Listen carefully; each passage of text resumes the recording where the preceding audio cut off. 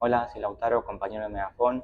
Hoy vamos a seguir con la videotutoría de Historia Constitucional, en este caso con la unidad 10, que se titula Incorporación de Buenos Aires y Presidencia Fundacional. Como vimos al final de la bolilla anterior, se firma el Pacto de San José de Flores, entonces los porteños deben convocar a una convención provincial para analizar la Constitución y proponer las reformas que consideraban ellos necesarias en ese momento. Se nombra la comisión para el estudio previo de la Constitución y presentar las reformas. Se presentan bastantes reformas en donde amplían o aclaran el texto constitucional. La Convención Provincial aprueba la Constitución con las reformas necesarias. El Gobierno Nacional debe convocar a una convención para tratar estas reformas que propone el gobierno porteño. Se convoca a la convención constituyente y se empieza a sesionar. Las reformas que aceptan el Congreso es que la capital de la República no sea más Buenos Aires, sino que quede a verse en un futuro con una ley especial que sancione el Congreso, pero ya la capital deja de tener un lugar físico, sino que va a realizarse en un Congreso aparte para establecer solamente cuál va a ser la capital. Las constituciones provinciales ahora ya no tienen que ser aceptadas por el Congreso, sino que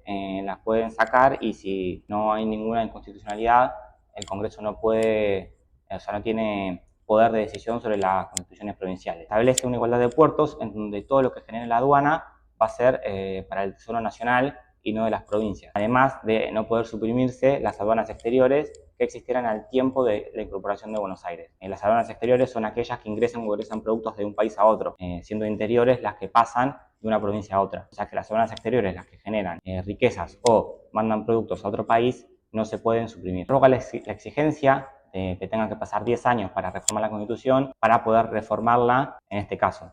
Es una reforma, por así decirlo, inconstitucional, ya que la primera Constitución estableció un plazo de 10 años y ahora esta Constitución deroga esa cláusula de reforma y la pueden reformar antes de los 10 años, eliminando esta exigencia.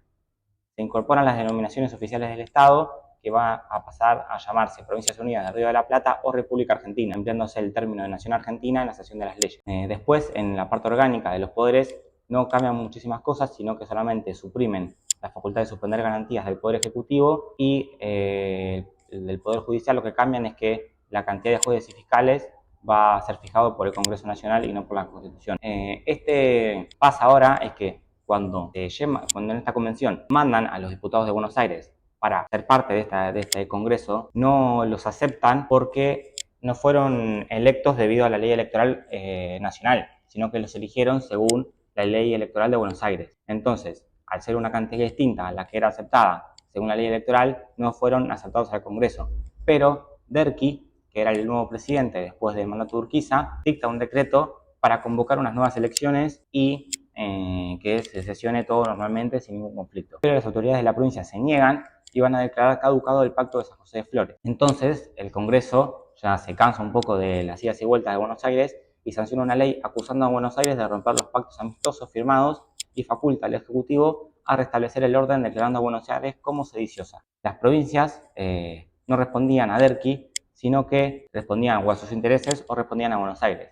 Entonces Derqui, como medida, lo que hace es intervenir en muchas de las provincias del interior, pero rompe las amistades con Urquiza cuando Derqui interviene en Córdoba, ya que Urquiza era muy querido en Córdoba y al tener una alianza, ser compañeros, intervenir en Córdoba, rompe las relaciones con Urquiza, viéndose como una traición. La legislatura de Buenos Aires, igual que sancionó el Congreso de la Nación, va a autorizar a Mitre, que era el gobernador de Buenos Aires, a tomar cualquier medida que haga falta para restablecer la paz. De esto surge la batalla de Pavón, que, debido a la caducidad del Pacto de San José de Flores, en las cercanías del Arroyo Pavón, se enfrenta a la Confederación bajo el mando de Urquiza y de Derqui contra Buenos Aires al mando de Mitre. Urquiza iba ganando esta batalla en prácticamente todos los frentes, pero empieza a retirarse. Nadie sabe por qué.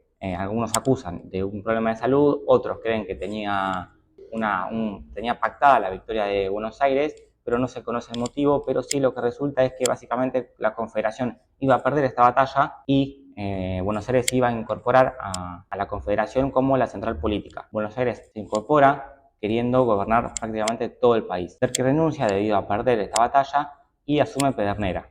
Va a declarar la cefalía del Poder Ejecutivo y las provincias lo que van a hacer va a ser delegar el poder en Mitre, que en ese momento era el gobernador de Buenos Aires. Entonces, el Poder Ejecutivo va a quedar a cargo de Mitre de facto hasta que se reúna el Congreso y convoque unas nuevas elecciones. Va a tener al mando la política nacional y Mitre va a ser el encargado de todas las atribuciones que tenía el Poder Ejecutivo. Lo que va a ser imponer su política por la fuerza, igual que hizo Oderki, va a intervenir en provincias y va a ocupar Santa Fe, donde va a ser bastante importante en un futuro. Va a designar un gobierno provisorio en todas las provincias que interviene y va a apoyar la insurrección de Corrientes y va a intervenir también en la misma. Ocupe Córdoba, va a asumir Marcos Paz, caen los gobiernos de Mendoza, San Luis, San Juan y va a poner todos los gobernadores que respondan a él, siendo todos liberales. Mitre va a cambiar la situación de 13 provincias y va así a reafirmar su política liberal. Van a elegir diputados y se van a reunir en un congreso aparte. Todavía no hay capital, entonces no hay lugar para establecer el gobierno federal. Entonces Mitre quiere federalizar Buenos Aires, pero la legislatura de la provincia no va a aceptar, entonces en una ley que vamos a ver después, va a residir igualmente en Buenos Aires, pero sin ser federal. Llega así las presidencias fundacionales, que estas se conocen así ya que, según la historia oficial, lo que hacen Mitre, Sarmiento y Avellaneda, que son los presidentes que gobiernan bajo este término, es que van a fundar la nación como la vemos ahora, con algunas medidas que la vamos a analizar. Básicamente lo que se considera es que el país o la nación como la conocemos ahora surge a partir de esas tres presidencias. La primera es de Mitre, de 1862 a 1868, que básicamente lo que hace es, cuando asume de facto después, lo eligen como presidente y va a gobernar ahora sí constitucionalmente. Va a imponer la unidad nacional mediante la intervención militar y controlando las provincias. Dentro de su gobierno también lo que va a suceder va a ser la guerra de la Triple Alianza, donde Argentina, Uruguay y Brasil van a formar una alianza para enfrentar a Paraguay, que en ese momento estaba enfrentando a Uruguay y Brasil y captura dos buques argentinos. Entonces Mitre decide meterse en la guerra, van a destruir el 90% de la población masculina paraguaya. Paraguay no tenía los militares suficientes ni la fuerza necesaria para enfrentar a tres potencias de Latinoamérica, entonces pierden sin ninguna posibilidad de ganar y la alianza de Argentina, Uruguay y Brasil no van a tener prácticamente bajas. Va a ser un asedio contra Paraguay. También va a enfrentarse militarmente contra algunos conflictos internos, ya que algunas provincias todavía no las podía intervenir y se enfrentaron en una guerra civil que termina ganando Mitre en prácticamente todas. También lo que va a hacer respecto a la educación va a ser impulsar colegios nacionales, va a encargarle a Vélez la redacción del Código Civil, van a nacionalizar el Código de Comercio que tenía la provincia de Buenos Aires y va a impulsar una ley aduanera para cambiar los aranceles. Acá va a proponer federalizar Buenos Aires, pero como la provincia no quiere, va a impulsar la ley de compermiso, que básicamente va a establecer que las autoridades nacionales van a estar en la provincia de Buenos Aires, pero sin estar ser federalizada en su totalidad. Básicamente van a estar ahí, pero Buenos Aires seguía teniendo su autonomía que tanto quería. Va a ampliar las vías férreas y va a inaugurar la primera línea de tranvías, además de fundar la sociedad rural. Así, de 1868 a 1874, el que va a gobernar va a ser Sarmiento. Durante su gobierno no se ven, la verdad, que muchos cambios. Va a seguir con lo mismo que estaba haciendo Mitre, en donde su principal aspecto y su principal pie va a ser la educación. Va a establecer muchas escuelas en el interior, va a crear colegios para los maestros, va a incorporar a las mujeres en el mercado laboral, siendo así maestras, asesoras. Durante su mandato también va a concluir la guerra con el Paraguay, en donde se van a establecer los límites, en donde sacamos bastante provecho. Lo que sucede durante su gobierno es que se ve bastante enfrentado, no ahora militarmente, sino que a situaciones ambientales. Va a enfrentarse a muchas plagas, inundaciones, va a haber una ola de fiebre amarilla en donde van a morir muchísimas personas y su gobierno se ve bastante reducido en poder, ya que tiene que primero enfrentar este problema de salud que estaba teniendo la gente y no pudo gobernar por ahí como quería, pero en realidad no se ven muchos cambios. Se va a sancionar el Código Civil que Mitre le encarga a Vélez, va a fundar la Facultad de Ciencias Jurídicas y Exactas, va a extender las líneas telegráficas y de ferrocarril y va a fundar el Colegio Militar y la Escuela Naval. Así llegamos al gobierno de Avellaneda de 1864 a 1880. Acá se va a ver un enfrentamiento también con Mitre, en donde Mitre va a denunciar que hubo un fraude y Avellaneda lo va a declarar sedicioso.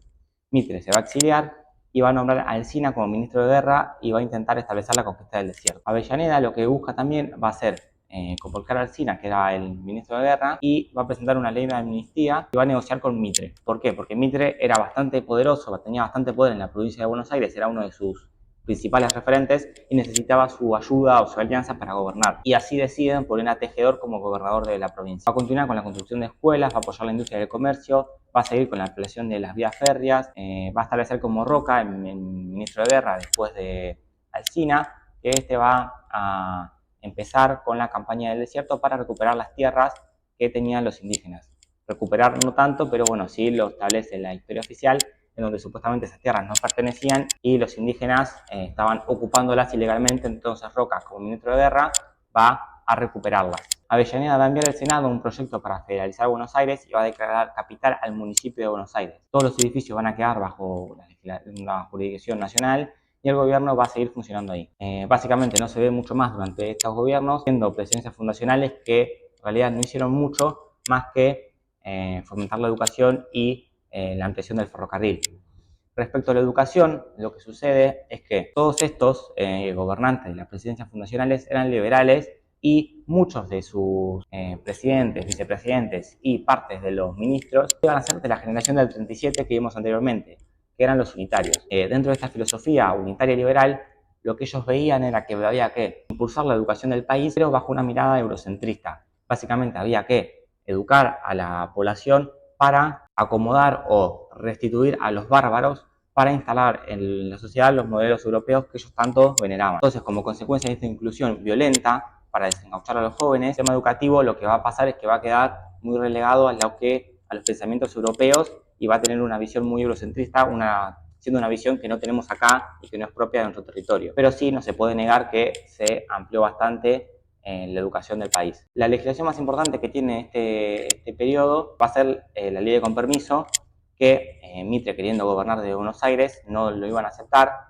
Entonces decide sacrificar la autodenominación porteña por el bien nacional, que él lo llamaba, y va a llegar a un acuerdo que por 5 años las autoridades nacionales y provinciales iban a residir todas juntas en ese territorio. También se establece la ley de cefalía, que Mitre, estando luchando en la guerra de la Triple Alianza, va a quedar el gobierno acéfalo, porque Marcos Paz va a morir durante su gobierno provisorio como vicepresidente. En el ministro lo que resuelven va a ser tomar el gobierno, todos los ministros van a gobernar juntos hasta que regrese el presidente, siendo así el origen del segundo gobierno de facto, siendo Mitre primero, luego de Avellaneda.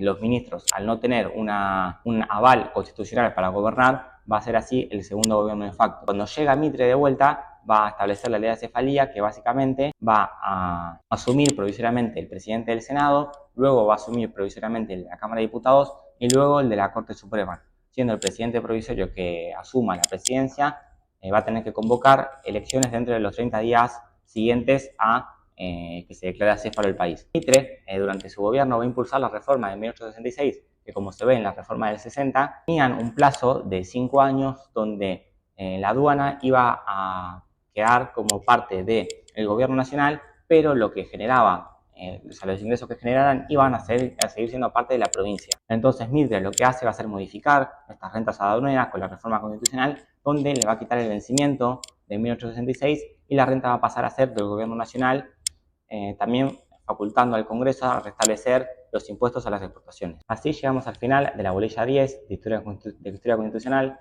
Recuerden que esto es para apoyo de la lectura y no para el estudio individual. Esto es Historia Constitucional con Megafon.